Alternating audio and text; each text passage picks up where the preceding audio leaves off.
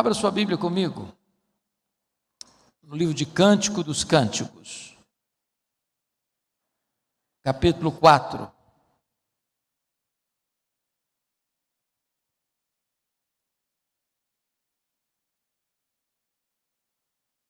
Cântico dos Cânticos, capítulo 4, a partir do verso 7. Eu vou ler alguns versículos desse texto. Começando com o verso 7, eu peço que você não feche a sua Bíblia depois, por favor. É o esposo se dirigindo à sua esposa e dizendo assim: tu és toda formosa, querida minha, e em ti não há defeito. Versículo 9: arrebataste-me o coração, minha irmã noiva minha, arrebataste-me o coração com o só dos teus olhares, com a só pérola do teu colar. Que belo é o teu amor, ó minha irmã noiva minha. Quanto melhor é o teu amor do que o vinho, e o aroma dos teus ungüentos do que toda sorte de especiarias. Os teus lábios, noiva minha, destilam mel. Mel e leite se acham debaixo da tua língua, e a fragrância dos teus vestidos é como a do Líbano. Jardim fechado és tu, minha irmã noiva minha, manancial recluso, fonte selada. Versículo 15: és fonte dos jardins, poço das águas vivas, torrentes que correm do Líbano. O livro de Cântico dos Cânticos é uma forma hebraica de afirmar o grau superlativo. Há muitos cânticos na Bíblia, mas este livro é chamado do maior cântico, do grande cântico, do cântico em grau superlativo. Por isso é chamado de Cântico dos Cânticos. É uma forma hebraica de enfatizar quando você diz santo, santo, santo. Quando você diz santo, você define. Quando você diz santo, santo, você enfatiza. Quando você diz santo, santo, santo, você coloca em grau superlativo.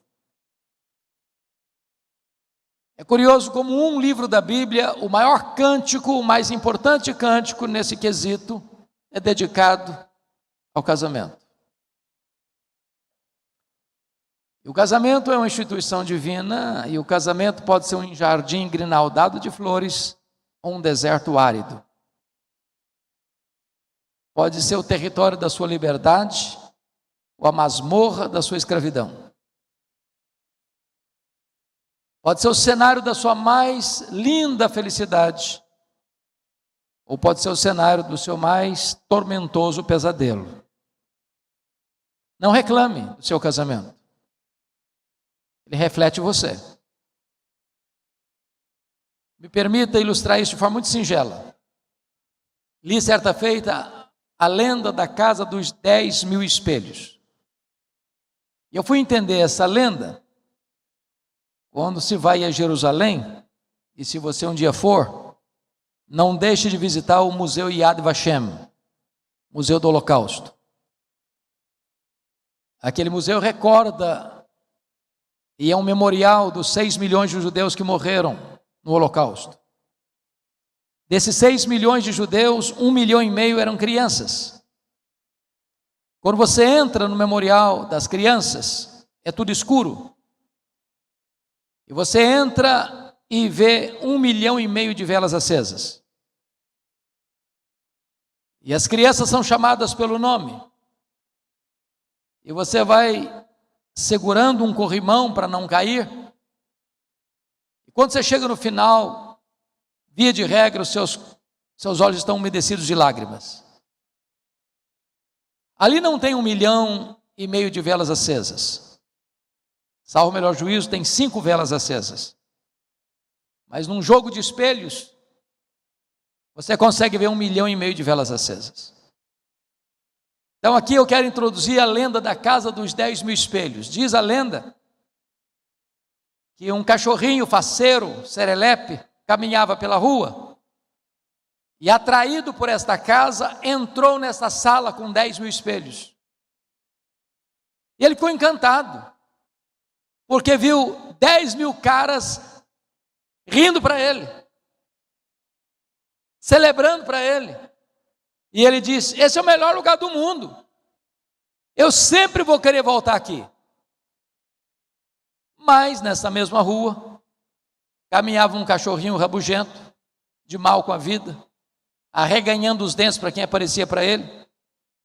E também entrou nessa sala e ficou horrorizado, porque ele viu 1.000 caras arreganhando os dentes para ele. E ele disse: é o pior lugar do mundo, esse é um lugar horrível, nunca mais quero voltar aqui. É claro que a lenda é autoexplicativa.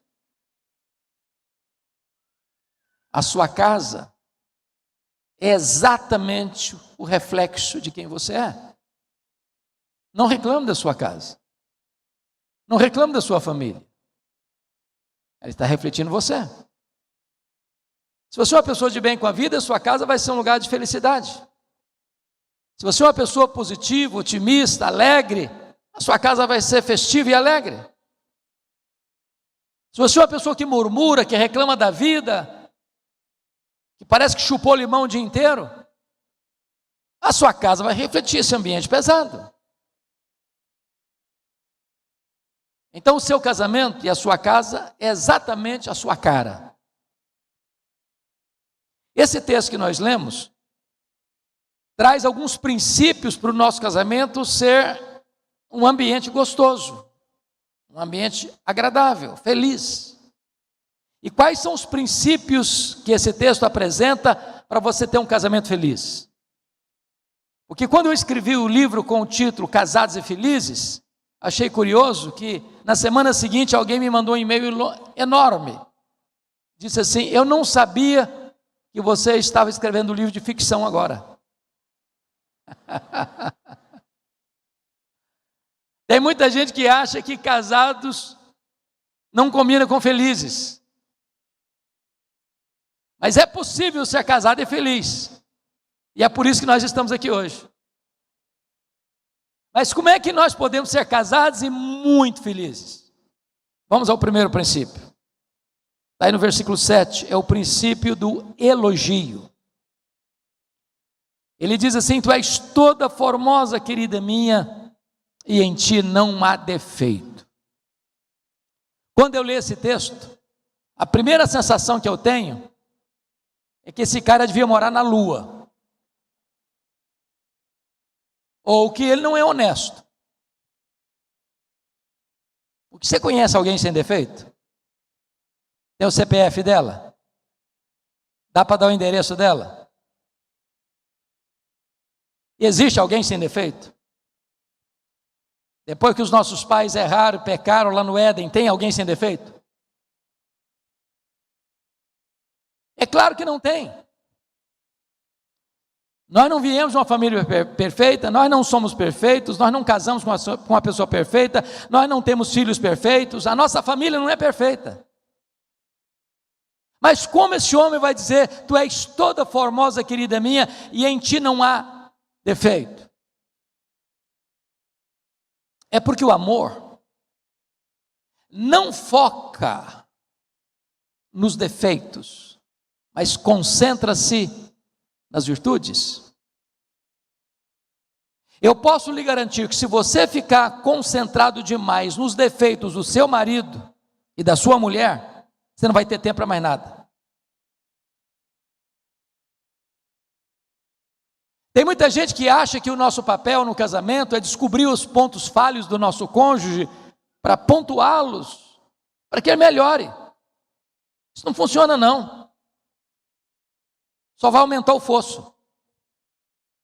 O nosso papel é identificar os pontos positivos e enaltecê-los.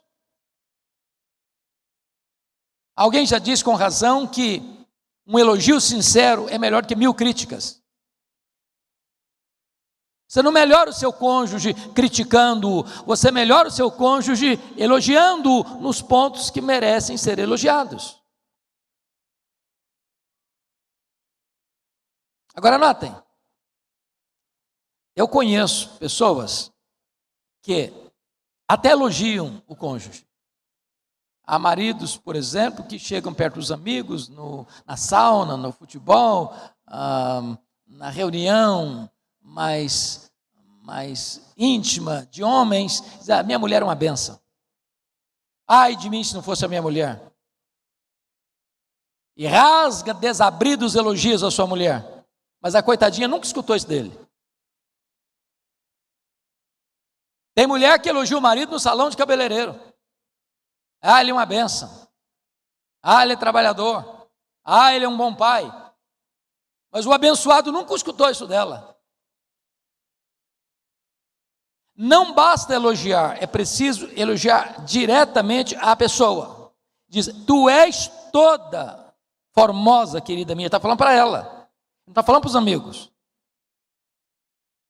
Agora escute isso. Se você não está elogiando a sua mulher, alguém vai elogiar. Aí dá ruim, hein? Se você não está elogiando o seu marido, alguém vai elogiar. Agora pense comigo. Um maridão que nunca foi elogiado pela sua mulher, bota o pé na rua e é coberto de elogios. Alguns, bem verdade, não são sinceros não. Olha o perigo aí. Já imaginou uma mulher que nunca é elogiada pelo marido? Põe o pé do lado de fora de casa, é coberta de elogio. Olha o perigo aí. Quando a Bíblia diz que o amor do marido santifica a mulher, quer dizer que uma mulher bem amada, ela é protegida. Ela não é vulnerável. Ela não cai no canto da sereia dos Dom Juans da vida.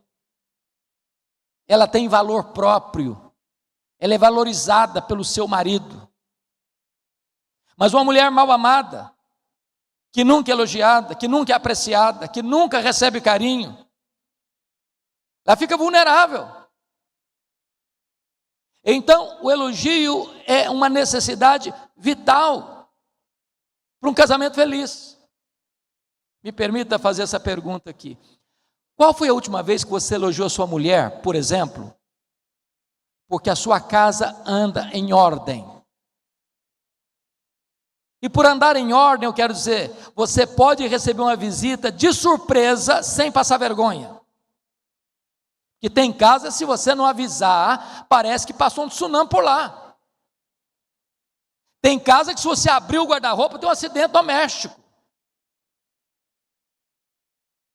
Ah, mas é mais obrigação dela fazer isso mesmo. É claro, tudo bem, mas tem muitas mulheres que a casa é uma bagunça. Qual foi a última vez que você elogiou seu marido porque ele é um homem trabalhador? Honrado. Você nunca passou vergonha de cobrador à sua porta? Ah, mas isso é obrigação dele, mas tem muito marido aí que está deixando a coisa correr solta. Aprenda a elogiar. Alguém já disse que você pega mais moscas com a gota de mel do que com um barril de fel. Tem gente que não sabe elogiar. Tem gente que é casca grossa. Mas um elogio sincero, na hora certa, com a proporção certa, é um bálsamo. Alguém muito espiritual diz, não, pastor, mas esse negócio de elogiar é um perigo, porque a pessoa fica vaidosa. Não, o que a Bíblia proíbe é a hipocrisia. Mas um elogio é um refrigério para a alma. E a Bíblia está cheia de elogios. Eis um exemplo. Tu és toda formosa, querida minha, e em ti não há defeito. Vamos ao segundo princípio de um casamento feliz? Olha o versículo 9. Arrebataste meu coração, minha irmã, noiva minha, arrebataste meu coração com um só dos teus olhares, com a só pérola do teu colar. E aqui o princípio é o princípio do romantismo. Parece que a nossa geração está esquecendo essa questão do romantismo, não é verdade? Aquela geração que cantava serenata, que levava flores. Parece que está ficando para trás esse tempo. Agora, note uma coisa. Vocês sabem que o homem, o masculino, o ser masculino, a gente não consegue enxergar detalhes. O homem só consegue enxergar uma caixinha de cada vez.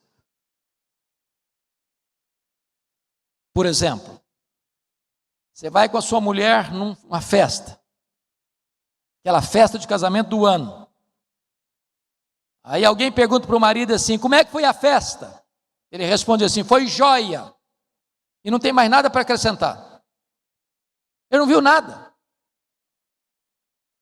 Aí você pergunta para a mulher assim: como é que foi a festa? Fala: olha, foi um espetáculo. A renda do véu da noiva era uma coisa internacional. Aquele arranjo que estava em cima da mesa é uma coisa que eu nunca vi igual. Ela sabe detalhes, ele, coitadinho, não viu nada. O homem é meio tapado mesmo.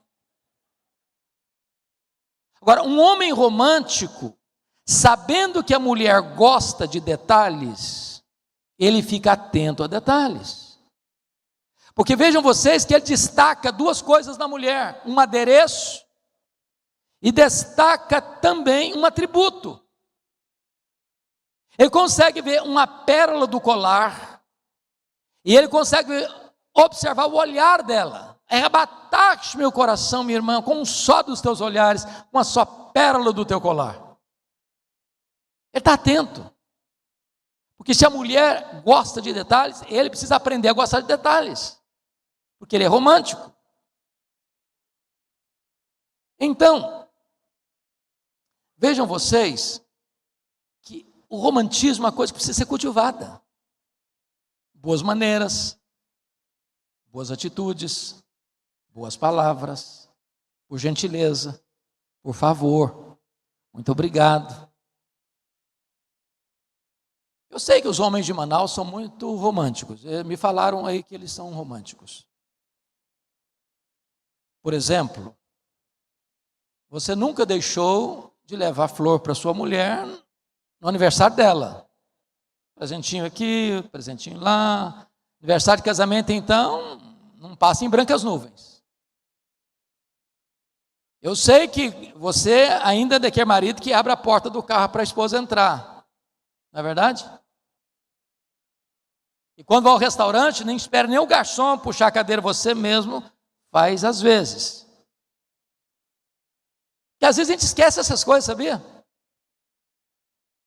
Eu fui jantar com um casal certa feita, e na hora de entrar no carro, preste atenção nisso. Pode ser o senhor doutor fulano das quantas. Se seu marido é um motorista, você, mulher, vai do lado dele. Vai atrás não, é do lado dele.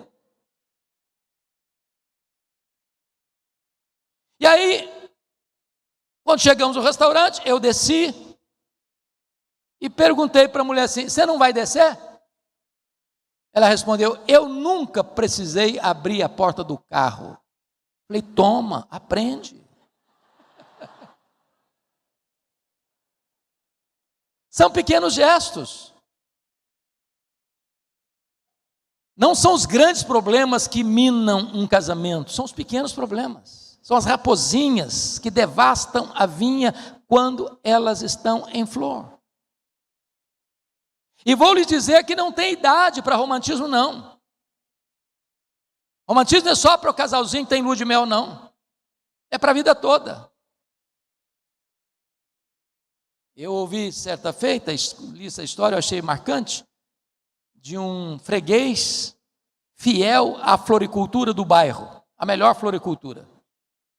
Todo sábado, aquele senhor de mais de 70 anos ia à floricultura e pedia o melhor buquê de rosas, meses após meses, ano após ano.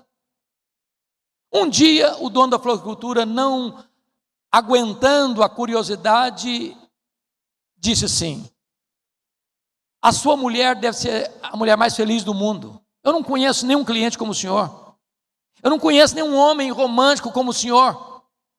Como é que ela reage quando ela recebe esse buquê de flores? Ele respondeu: ela não reage. Ué, como assim não reage? Não, ela tem Alzheimer há muitos anos. Ela nem sabe quem eu sou. Ué, mas se ela não sabe quem é você, como é que você dá flor para ela? Ele respondeu: ela não sabe quem eu sou, mas eu sei muito bem quem ela é. Não tem idade. Romantismo a gente precisa cultivar no dia a dia da vida.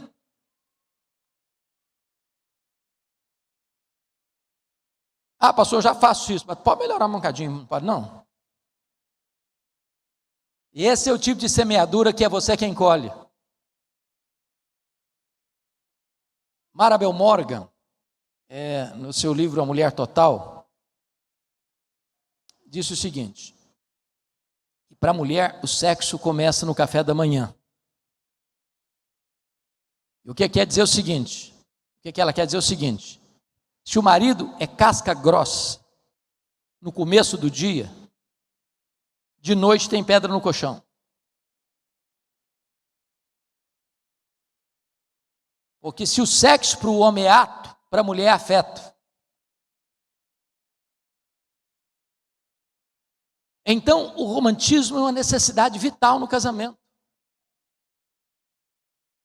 Arrebataste-me o coração, minha irmã, noiva minha, com o só dos teus olhares. É só lembrar a fase de namoro, o coração palpitava. Você lembra disso? 2 horas passavam em 5 minutos. Não é possível que está na hora de ir embora. Retome essa agenda. E vocês vão ser gratos a Deus por esse banquete da felicidade na vida conjugal. Vamos ao terceiro princípio. Versículo 10. Que belo é o teu amor, ó minha irmã, noiva minha. Quanto melhor é o teu amor do que o vinho e o aroma dos teus ungüentos, que toda sorte de especiarias. O amor tem beleza e o amor tem gosto. Quando você fala em amor, eu não sei quantos leram o livro do Gary Chapman, sobre as 5 linguagens do amor. Quem leu esse livro aqui? Levanta a mão. Quem leu o livro? 5 linguagens do amor. É um livro que merece ser lido. Merece ser lido. E ele disse que a palavra amor não significa a mesma coisa para todas as pessoas. Algumas pessoas acham que amor é palavras de afirmação. Eu te amo. Se você não falar eu te amo, a pessoa não se sente amada. Porque para ela amor é essa expressão. A outra diz assim: amor para mim é tempo de qualidade. Se você não fica comigo, se você não prioriza a minha agenda, então você não me ama coisa nenhuma. Outro acha que amor é serviço. Se você não ajuda a lavar a louça do jantar, você não ama nada. Se você não participa das atividades da casa, você não ama coisa nenhuma. A pessoa entende isso. Para outra pessoa, amor é toque, é abraço, é amasso. Se a pessoa não abraça, não beija, ela não ama coisa nenhuma. Para outra, amor é cartão de crédito. Aliás, de vez em quando você tem que fazer umas loucuras, sabia? Você tem que entregar o cartão para a pessoa e falar: minha filha, vai em nome de Jesus, eu vou ficar aqui orando, para Deus ter misericórdia de mim.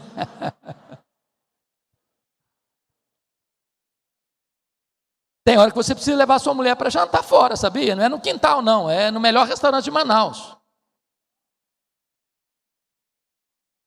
Notinha de rodapé aqui, irmãos.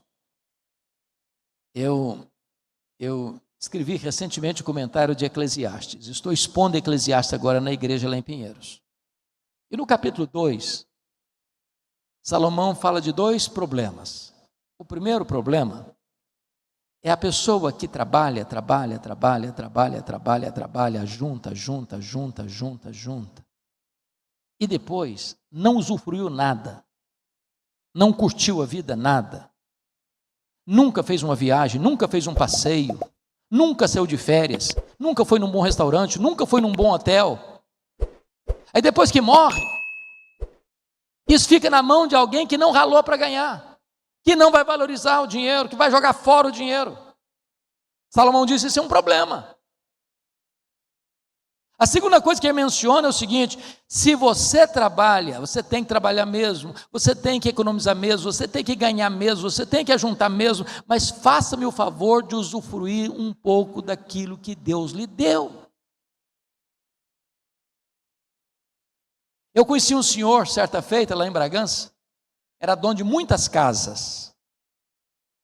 Esse homem era tão pão duro, que ele andava pela cidade catando lenha, graveto, para levar para casa, para cozinhar feijão, porque não queria gastar gás. Ô, gente, eu não estou falando de ser perdulário, eu não estou falando de você jogar dinheiro fora, eu estou lhe dizendo que é bíblico, é correto, é certo você usufruir o fruto do seu trabalho. Qual foi a última vez que você passeou com a sua mulher? Qual a última vez que você fez uma viagem com a sua mulher? Qual foi a última vez que você levou sua mulher para um hotel que você não passou vergonha? Aproveite. Sabe por quê? Tem prazo de validade.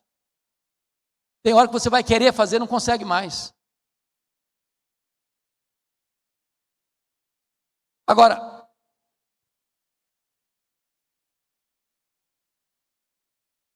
o que significa que você ama sua mulher e seu marido? Quando você ama alguém, 3 coisas vão acontecer. Primeiro, quem ama, declara que ama. Eu conheço casal que não consegue mais falar um para o outro, eu te amo. Eu conheço casal que dá um abraço em público, é um escândalo. Eu conheço casal que se beijar em público vira feriado nacional.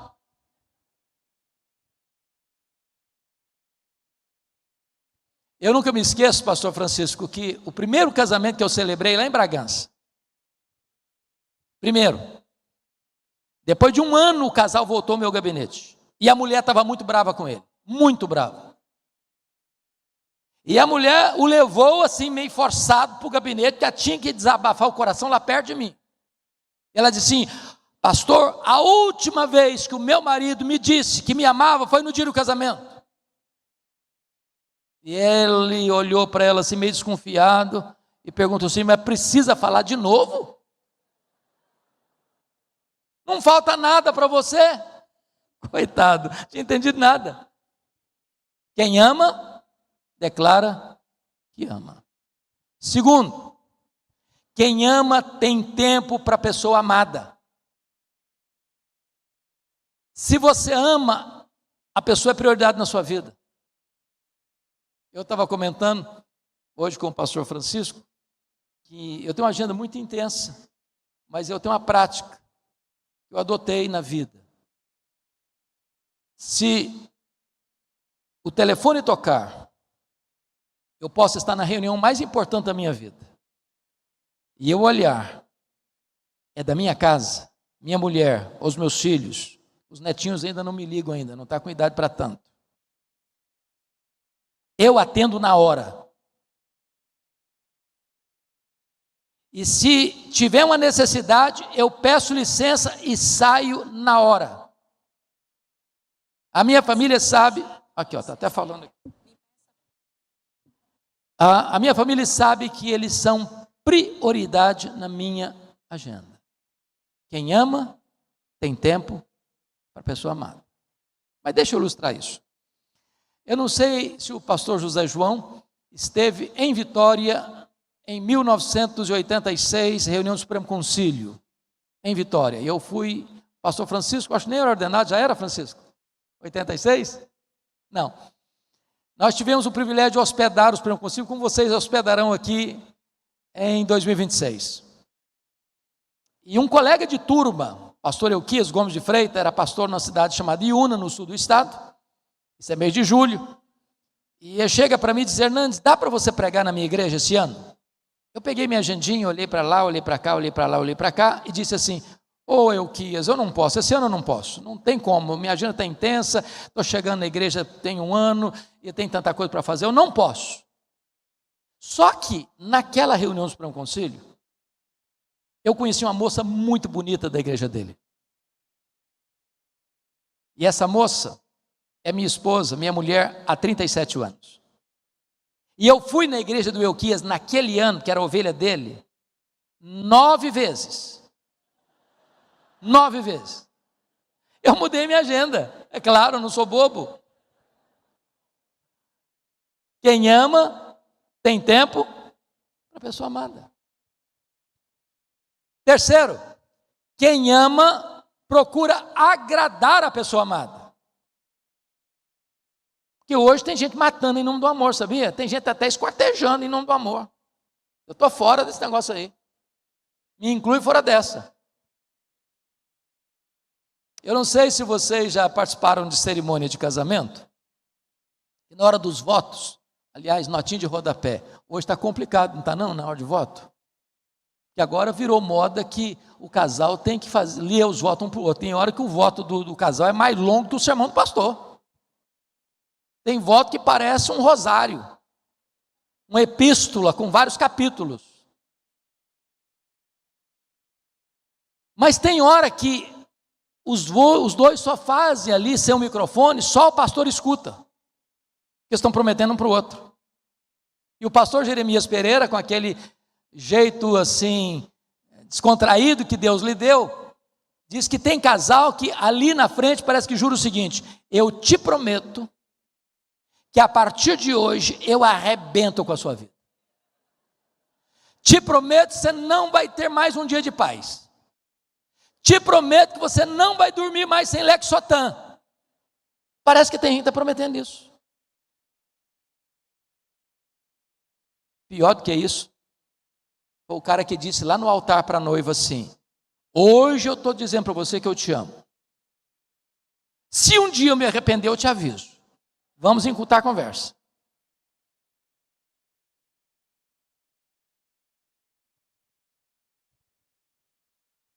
Quem ama, procura agradar a pessoa amada. Quando você ama, você quer tornar a vida do outro melhor. Você não quer machucar, você não quer ferir, você não quer contrariar. Você quer agradar nos mínimos detalhes. Eu conheço marido que ele não respeita o gosto da mulher, vai no supermercado e quer comprar o que ele gosta. Se ele gosta de Coca-Cola, ele tem que gostar de Coca-Cola também, porque ele acha que Coca-Cola é melhor que Guaraná. Quando você ama, você quer agradar a pessoa. Você sabe que seu marido gosta de comer isso, aquilo outro, você vai fazer o melhor para ele. E às vezes, meus irmãos, a gente tem que quebrar um pouco a banca, quebrar um pouco o protocolo, para tornar isso mais claro. Por exemplo,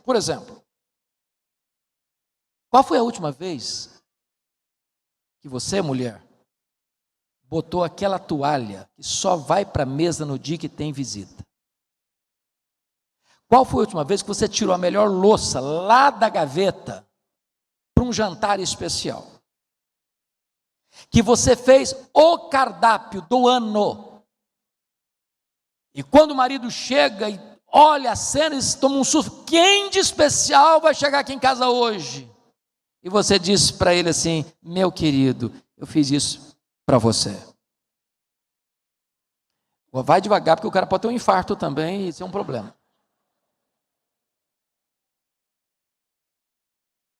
São detalhes de cuidado, de agradar a pessoa,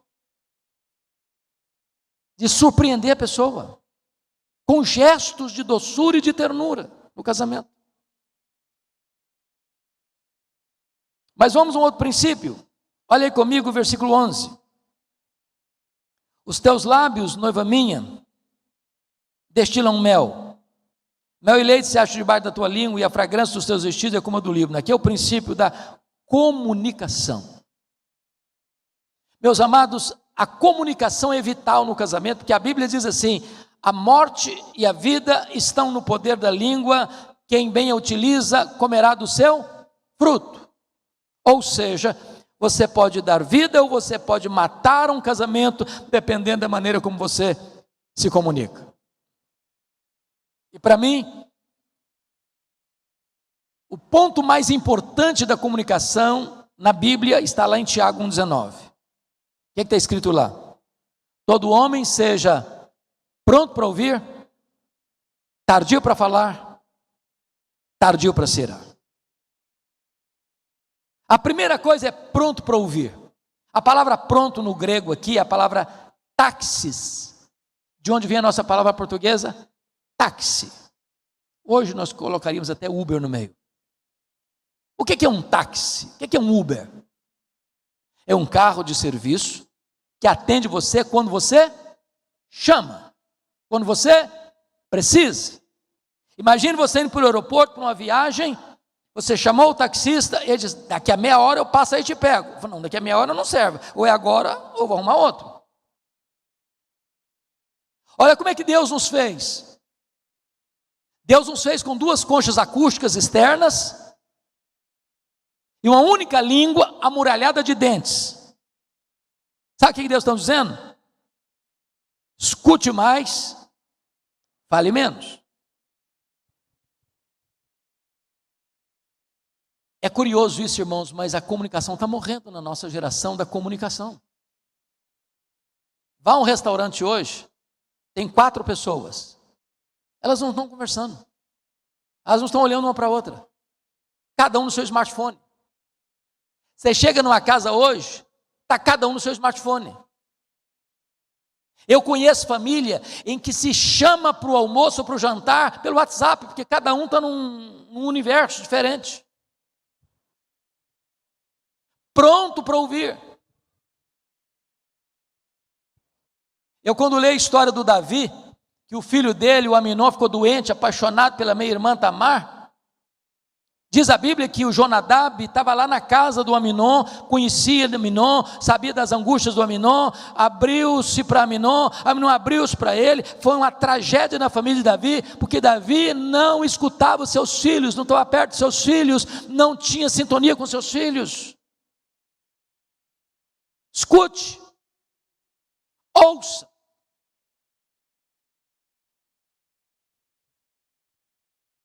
Agora, tem um contraponto. Qual o contraponto? Qual o contraponto? Tardio no falar. A palavra tardio no grego aqui é muito curiosa também. É a palavra grega brades, que é a mesma palavra para uma pessoa que tem um raciocínio muito lento, para uma pessoa que não tem clareza na mente, para uma pessoa deficiente nessa área. É aquele tipo de gente que você conta uma piada para ele vai rir daqui a meia hora. Tardio para falar. Eu não sei quanto a você, mas quando eu falo apressadamente, no vapor da emoção ou com raiva, eu só dou bola fora. Porque eu acabo machucando a pessoa que eu mais amo. Tardio para falar, pense, morda na língua, vai tomar um banho frio, vai sair, dar uma volta no quarteirão. Porque se você medir decibéis e falar no vapor da emoção e com raiva, você vai perder a causa. Tardio para falar. Eu não sei quanto a vocês, e vocês moram numa região aqui que ainda deve ser muito rico nisso, mas eu fui criado na roça. E numa roça que não tinha remédio. E a minha mãe tinha que se virar com os remédios caseiros, com raízes, com chás, com plantas. E eu fui criado na cultura das garrafadas. Só que aí entra uma lenda de um cidadão que ganhava a vida vendendo garrafadas. Mas não era para doença física, não, era para doenças emocionais. Aí um dia um cidadão com a crise no casamento foi nesse camarada e disse: rapaz, eu sei que você faz uma garrafada aí que é poderosa, que ajuda, que resolve. O cara falou: faço mesmo. Então eu quero uma, eu estou numa crise no casamento muito grande. Quanto é? É tanto. Falei: cara, é caro. Não, você está doido, faz um desconto. Não, desconto eu não faço. Agora, prometo que funcione. E se não funcionar, volta aqui que eu devolvo o dinheiro. Ah, bom, desse jeito eu compro. Comprou a garrafada, eu falei: agora como é que eu uso esse trem? O cara falou o seguinte: quando o clima ferver, Quando a discussão estiver nas alturas, vai lá e toma um gole. Só um detalhe, você bota na boca, não engole não. Aguenta na boca. Quando o clima acalmar, aí você engole. Aí funciona. Tardio para falar. Calma, gente, calma. Aguenta um pouquinho. Eu sei que essas coisas não acontecem com vocês, mas é bom a gente ter um pouco de paciência. Terceiro princípio, tardio para se irar. Eu não vou perguntar se você se ira com a sua mulher, se você se ira com o seu marido. Isso não é se, é quando.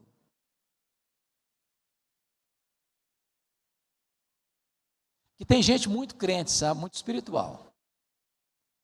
Eu boto os dois pés para trás quando eu escuto um casal dizendo assim: eu sou casado há 50 anos, nunca tive uma unha de discordância do meu marido, nunca tive.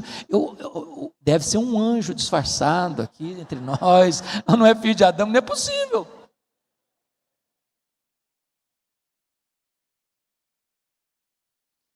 No ano da morte da dona Ruth Graham, esposa do Billy Graham, eu fui a Charlotte, fui visitar o museu do Billy Graham. Tem muitas histórias bonitas, muitas histórias engraçadas do casal. Mas a que mais me chamou a atenção, porque vocês sabem que Billy Graham viajava demais, viajava para o mundo todo, e quem cuidou da casa, cuidou dos meninos, criou os meninos, foi a dona Ruth. Aí perguntaram para ela assim: ô dona Ruth, alguma vez a senhora pensou em se divorciar do Billy Graham? Ela respondeu: divorciar-me dele eu nunca pensei. A vontade de matá-lo eu tive muitas vezes. Eu sei que você nunca teve vontade de matar seu marido, sua mulher, mas tem hora que dá raiva, não é não? Tardio para se irar. Bom, deixa eu pular para o último ponto. Vamos lá para o versículo 15. Tu és fonte dos jardins, poço das águas vivas, torrentes que correm do Líbano. Agora eu quero conversar um pouquinho com vocês sobre prazer sexual no casamento. Esse é um assunto sensível. Às vezes nós temos constrangimento de falar. Foi tabu muitos anos na igreja. Eu me lembro que a primeira palestra que eu escutei sobre esse assunto foi de um irmão que foi ler a revista, era uma revista, Escola Dominical, e ele disse assim: meus irmãos, hoje nós vamos falar sobre sexo. Eu falei: meu Deus, o que é isso, sexo? Pensa no nível da palestra.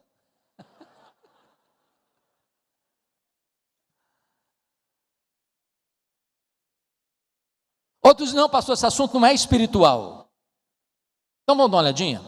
Abra sua Bíblia comigo aí, eu vou terminar minha fala. Vou demorar um pouquinho aqui, mas eu vou terminar por aqui nesse ponto. Lá em 1 Coríntios capítulo 7, versos 3 a 5. Paulo está tratando desse assunto sexo, quando ele diz assim no verso 3, 7 e 3.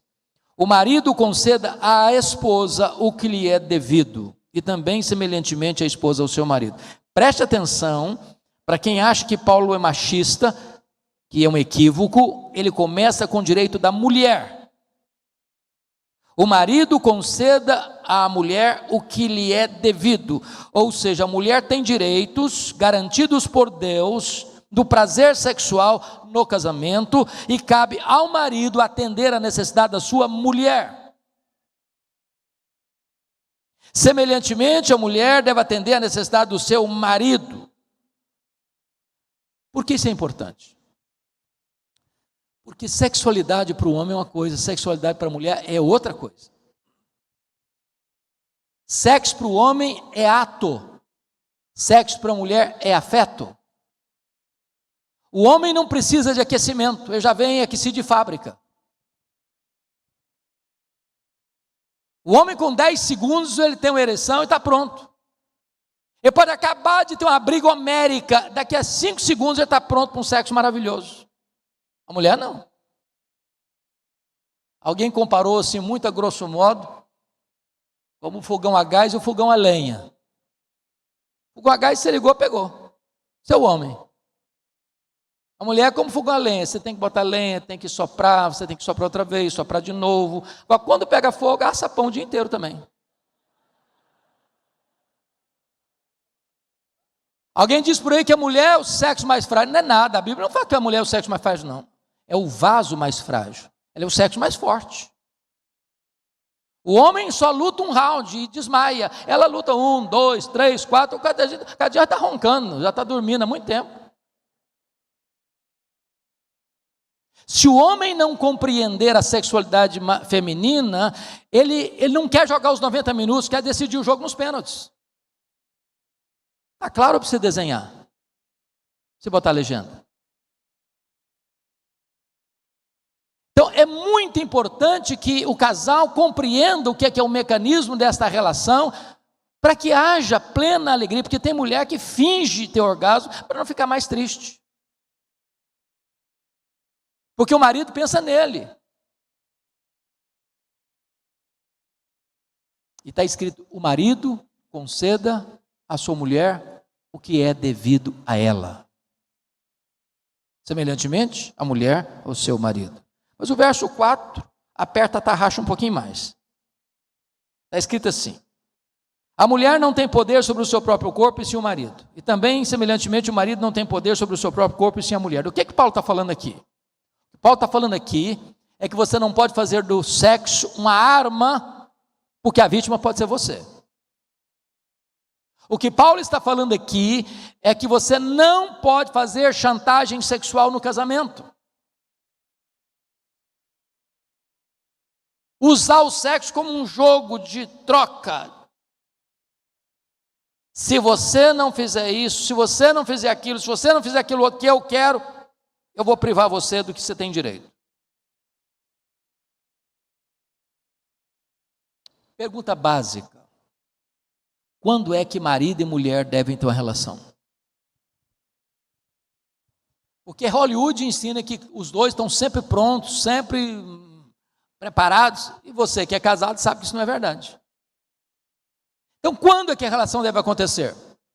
É quando um deles sinaliza que está afim. E nem é preciso um discurso muito longo também não, basta um rabiscar de olhos, todo mundo entende, não se dá de desentendido. Porque tem desculpas homéricas, a enxaqueca então é proverbial. Haja enxaqueca.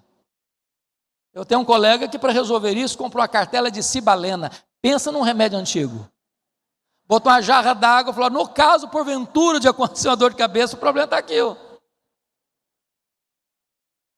Agora, sem qualquer brincadeira, eu li uma tese de doutorado, uma tese seríssima, onde o autor disse o seguinte, o melhor exercício físico, que mexe com todos os músculos do corpo, é uma boa relação sexual.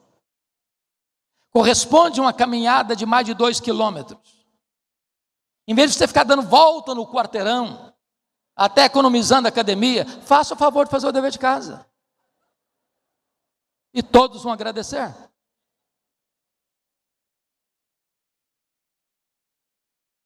Mas o verso 5 aperta um pouquinho mais a tarraxa. Quando ele diz assim, não vos priveis um ao outro, salvo talvez por mútuo consentimento, por algum tempo, para vos dedicardes à oração e novamente vos ajuntardes, para que Satanás não vos tente por causa da incontinência. Entendamos aqui. Há uma ordem de Deus, não vos priveis um ao outro. Em outras palavras, sexo antes do casamento é pecado, é fornicação. Sexo fora do casamento é pecado, é adultério. Mas sexo no casamento é ordenança divina. Em outras palavras, sexo antes do casamento é pecado. Sexo fora do casamento é pecado, mas a ausência de sexo no casamento também é pecado. É bom e Deus manda. Se eu tivesse no igreja pentecostal, eu tinha escutado um glória a Deus agora.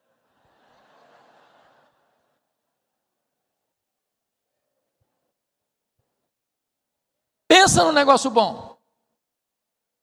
E Deus manda. Agora notem. A única cláusula de exceção para marido e mulher não ter relação é para dedicar-se à oração. E a única vez que a Bíblia diz, não ore demais também não. E novamente vos ajuntardes, porque tem gente muito espiritual. Não, pastor, eu estou orando, eu estou consagrando, eu estou jejuando, eu estou até subindo um monte. Você pode orar, jejuar, subir um monte, mas faça o favor de fazer o dever de casa.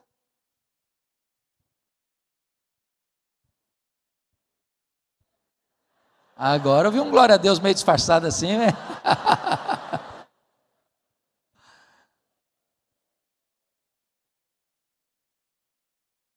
Agora, preste atenção numa palavra que é muito importante nesse versículo. Salvo, talvez. Por que o Espírito Santo, que inspirou o apóstolo Paulo a escrever esse texto, usou talvez? Salvo, talvez, por mútuo consentimento. O que Paulo está dizendo? Ele está dizendo o seguinte: irmã querida, você nunca pode dizer para o seu marido assim, meu querido, esse mês nem olhe para mim. Não adianta olhar. Decisão monocrática. Não. Não pode ser. Por mútuo consentimento. Nem o maridão pode dizer para a mulher, ó, minha filha, essa semana não tem nada não, tá? Fica na sua aí, porque eu estou na minha. Impossível. Tem que ter o quê? Mútuo consentimento.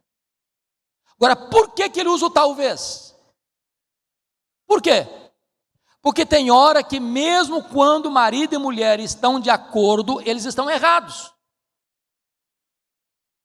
Ananias e Safira estavam de acordo. Estavam errados. Me permite ilustrar. Um dia eu estou no meu gabinete pastoral lá em Vitória, chega um casal, pastor Francisco, de 60 anos mais ou menos. Falou, pastor, estamos aqui porque queremos ir para a igreja e tal, conversa vai, conversa vem, conversa vai, conversa vem. Lá pelas tantas a mulher disse assim, o problema é o seguinte, pastor, tem 20 anos que eu e meu marido não temos sexo. Eu quase caí da cadeira. E o maridão calado. Ah, pastor, mas nós combinamos. O maridão calado. Eu disse, meus irmãos, com todo respeito, eu tenho idade, eu tinha mesmo na época, eu tenho idade para ser filho de vocês. Mas vocês estão errados. Errados. O que a Bíblia está dizendo? Não vos priveis um ao outro, salvo, talvez, por mútuo consentimento. E novamente vos ajuntardes. Não vou nem concluir o versículo ainda. Então vamos tirar o talvez do versículo? Vamos ler sem o talvez. Vamos ler sem o talvez. Não vos priveis um ao outro, salvo por mútuo consentimento. Aí está resolvido. Os dois não querem, já fizemos demais, já estão com a cota, já está extrapolando a cota, e agora já fizemos para a vida inteira, também não querem mais nada. Está decidido, pronto. Os dois estão de acordo, resolvido. Mas Deus que é sábio, Deus que conhece o coração humano, colocou talvez. Porque se você se privar o seu marido, se você privar a sua mulher da intimidade sexual, Satanás entra na jogada. Para que Satanás não vos tente por causa da incontinência. Tem muita gente que pula cerca, desculpa da expressão, por falta de caráter mesmo. Mas tem gente que está passando fome no banquete. E tem um especialista em tentar, chamado Satanás, que vai botar boi na linha e vai perturbar essa família, vai destruir esse casamento. Quero dizer para você que relação de intimidade sexual no casamento é tão espiritual quanto você buscar Deus. Um casal que tem uma vida sexual estável, bonita, pura, santa, é feliz, é seguro. A bênção de Deus flui aí.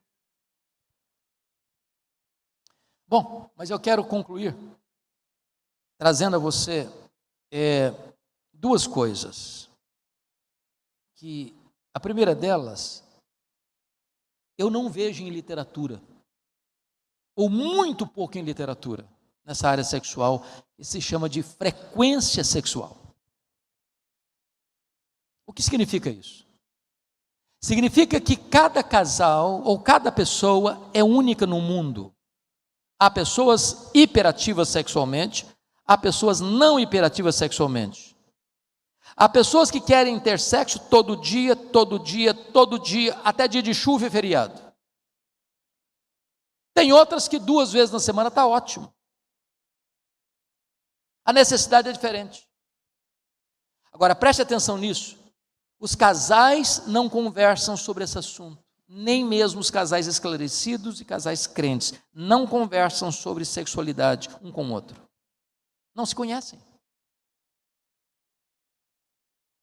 Um dia chega no meu gabinete um casal, que eu tinha feito o casamento deles há 15 anos, eram líderes na igreja, e eles estavam estressados um com o outro, e o marido disse assim: pastor, eu vim aqui porque o senhor fez o nosso casamento há 15 anos, e eu vim comunicar ao senhor que nós estamos nos divorciando. E eu perguntei: mas por quê? Ele respondeu: porque a minha mulher não gosta de sexo. E ela respondeu na tampa, na mesma hora: e eu estou me divorciando porque o meu marido só pensa em sexo. Aí eu brinquei: bom, pelo menos vocês estão se divorciando pelo mesmo motivo. Aí eu fui escutar o casal. O camarada era daquele tipo hiperativo sexualmente, queria sexo todo dia, se possível uma vez mais por dia. Para ela 2 vezes estava ótimo. Só que eles não conversavam. Qual o pensamento dela? Meu marido não gosta de mim. Ele gosta da casca. Ele gosta do meu corpo, não de mim. O que ele estava pensando? Minha mulher não gosta de mim, ela deve gostar de outro, não é possível. Eles não conversavam. Aí eu fui ensinar matemática para eles. Falei: bom, gente, vem cá aqui, vamos conversar aqui mais de perto. Meu filho, o negócio é o seguinte: você quer sexo 7 dias na semana? Pastor, é isso que eu quero, resolve minha vida. Se possível, um pouquinho mais para ajudar. E você, filha, 2 vezes para estar para lá de bom, pastor. Então, fazer o seguinte, vamos fazer uma conta aqui, básica. 7 mais 2 dá 9. Vamos dividir pelo meio. Dá 4,5. Vamos fazer o seguinte, vamos suspender essa média para 5. Para 5. Não se fala mais nisso. Estão casados até hoje. Vão dar uma melhorada na média. E todo mundo vai agradecer. O último ponto para encerrar, que eu gostaria de tratar dessa matéria, é o problema da pureza do leito conjugal. Nós estamos vivendo na época da internet. E é apavorante a estatística. A estatística prova que 60% dos homens têm alguma ligação com pornografia. 35% das mulheres têm alguma ligação com pornografia. Estatisticamente, eu posso garantir que tem homens aqui viciados em pornografia. E pornografia é um vício. É como cocaína. Gera dependência. E a dose de hoje não serve para amanhã. Destrói a mente, destrói a alma, destrói o casamento. Eu escuto constantemente, recebo mensagens constantemente de mulheres frustradas, machucadas, feridas, porque o marido é viciado em pornografia. E pior, quer repetir toda a sujeira no leito conjugal. Eu morava nos Estados Unidos, nos idos de 2000 e 2001, e recebi um telefonema anônimo de uma mulher que se dizia evangélica, que dizia que o marido era evangélico, e me disse assim: pastor, eu não aguento mais, meu marido é viciado em pornografia, e ele está no último estágio da degradação, E agora ele está querendo que eu me deite com um amigo dele que frequenta a nossa casa para ele assistir a cena. O problema é que esse rapaz é mais bonito que o meu marido, é mais novo que o meu marido, e eu não aguento mais tanta pressão. E eu disse para ela ao telefone: minha filha, confronte o seu marido. Se ele não mudar de ideia e não respeitar você, divorcie do seu marido. É melhor você ser uma mulher divorciada do que ser uma prostituta. Se você atender a fantasia do seu marido, você vira uma prostituta, você se destrói. Passaram-se 6 meses, eu estou pregando a 2.000 quilômetros de onde eu morava, e ao final do culto, à porta, cumprimentando as pessoas, aproxima-se de uma mulher bonita, de seus 30 anos, estendeu a mão para mim e disse: pastor Hernandes, eu sou aquela mulher que ligou para o senhor tal dia sobre tal assunto. Eu perguntei: minha filha, o que aconteceu? Ela disse: eu confrontei meu marido, ele se arrependeu, ele me pediu perdão, ele me pediu ajuda, ele está sendo tratado, e Deus está restaurando o nosso casamento. A Bíblia diz lá em Hebreus 13:4, digno de honra entre todos é o matrimônio e o leito sem mácula. A palavra leito lá não é cama, a palavra leito lá é coité, é coito, é relação sexual.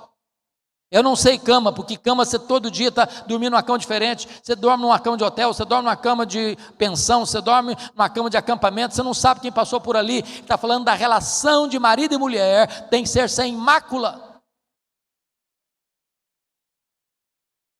E está provado estatisticamente que os casais mais felizes são aqueles que têm uma vida sexual santa. Você não precisa de uma película pornográfica para estimular você. Deus deu tudo para você, para ter uma vida sexual plena, maiúscula, bem-aventurada, sem lançar mão de sujeira, de lama. Lá em Nova York teve uma greve dos garis. Uma semana sem recolher lixo, muito lixo na rua. Um homem espirituoso disse: eu vou brincar com esse negócio. Pegou uma caixa enorme, botou todo o lixo da casa dentro da caixa, fechou a caixa, fez um embrulho bonito da caixa, um laço de fita vermelha, botou no porta-mala do carro, deixou o porta-mala aberto numa esquina, e as pessoas olhavam a caixa, paqueravam a caixa, flertavam a caixa e fugiam. Um olhava para um lado, olhava para o outro e ia embora. O outro olhou, não tinha ninguém, catou a caixa, correu para casa. Quando abriu, era lixo. Lixo faz mal, cheira mal. Tem gente levando lixo para casa. Deus quer que você tenha uma vida sexual plena, mas digno de honra entre todos é o matrimônio e o leito sem mácula. Que Deus nos ajude a observar esses princípios, para que o nosso casamento seja verdadeiramente feliz. Casados e felizes. Deus os abençoe. Amém.